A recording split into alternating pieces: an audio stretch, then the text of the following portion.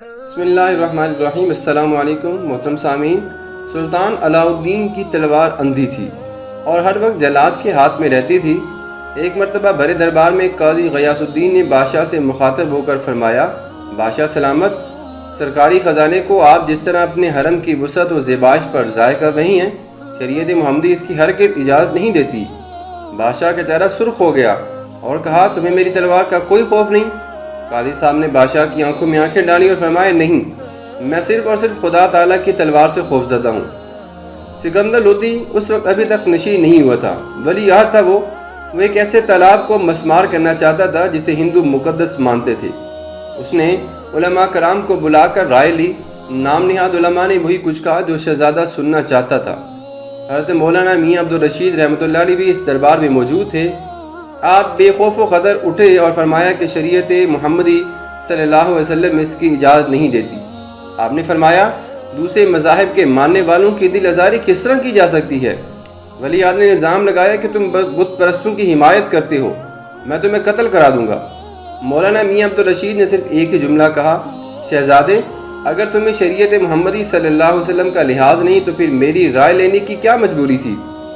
تاریخ اسلام میں حق گوئی اور بے باک اور صرف خدا سے ڈرنے والے علماء کرام کے اسماء گرامی بھی آج بھی محفوظ ہیں اور ہمارے لیے مشعل راہ ہیں۔ بقول علامہ اقبال، حالات کے قدموں میں قلندر نہیں گرتا، ٹوٹے کوئی تارا تو زمین پر نہیں گرتا، گرتے ہیں بڑے شوق سے سمندر میں دریا، لیکن کسی دریا میں سمندر نہیں گرتا۔ محترم سامعین، اسی طرح ایک اور حیران کن حکایت آپ کی خدمت میں پیش کرتے ہیں۔ حضرت ابو جعفر بصری رحمۃ اللہ علیہ کے جن کا شمار صلحاء اور عظیم بزرگوں میں ہوتا ہے، آپ فرماتی ہیں کہ میں نے ایک دن ایک بکری کو زمین پر لٹایا تاکہ میں اس کو ذبح کروں۔ بس ایک بزرگ ایوب سختیانی وہاں سے گزرے تو میں نے چھری زمین پر ڈالی اور ان کے ساتھ کھڑا ہو گیا اور گفتگو کرنے لگا۔ بس ہوا اس طرح کہ اس بکری نے دیوار کے ساتھ ہی اپنے پاؤں سے ایک گڑھا کھودا اور پھر پاؤں سے چھری کو اس گڑھے میں ڈال دیا اور اس پر مٹی ڈال دی۔ یہ منظر دیکھ کر وہ بزرگ مجھ سے فرمانے لگے، دیکھو بکری کیا کر رہی ہے، دیکھو بکری کیا کر رہی ہے۔ میں نے اپنی آنکھوں سے یہ عجیب واقعہ جب دیکھا تو اس کے بعد اپنے دل میں پختہ ارادہ کر لیا کہ آج کے بعد میں کسی چیز کو ذبح نہیں کروں گا۔ حیات الحیوان جلد نمبر 1 صفحہ نمبر 219۔ محترم سامعین، معلوم ہوا کہ ہر جاندار کو اپنی جان پیاری اور عزیز ہوتی ہے۔ اصل میں ان بزرگ کا یہ کہنا تھا کہ میں آئندہ کسی چیز کو ذبح نہیں کروں گا۔ ان کا یہ کہنا انفرادی طور پر ہے کیونکہ انہوں نے بکری کا یہ فعل اور منظر اپنی آنکھوں سے دیکھا تھا اور دل میں اتنی نرمی اور خوف طاری ہوا کہ آئندہ کسی جانور کو اپنے ہاتھ سے ذبح نہ کرنے کا ارادہ کر لیا۔ دوسرے لوگوں کو سبق حاصل کرنے کے لیے خدا کبھی کبھی ایسا کرشمہ دکھا دیتے ہیں۔ حلال جانور کو ذبح کرنے کی شریعت اسلام میں اجازت دے رکھی ہے۔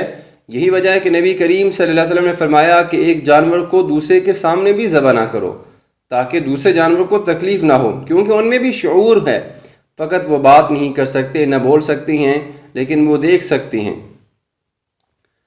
آپ صلی اللہ علیہ وسلم نے فرمایا، جس چھری سے جانور ذبح کرتے ہو اس کو خوب تیز کر لو تاکہ جانور کو بوقت ذبح زیادہ تکلیف نہ ہو۔ غور فرمائیں کہ اسلام میں مخلوقات پر رحم و کرم کی کیسی بہترین تعلیم دی گئی ہے۔ گلدستہ واقعات۔ محترم سامعین، کیسی لگی آپ کو یہ ویڈیو؟ امید کرتے ہیں کہ آپ کو ضرور پسند آئے گی۔ اللہ حافظ۔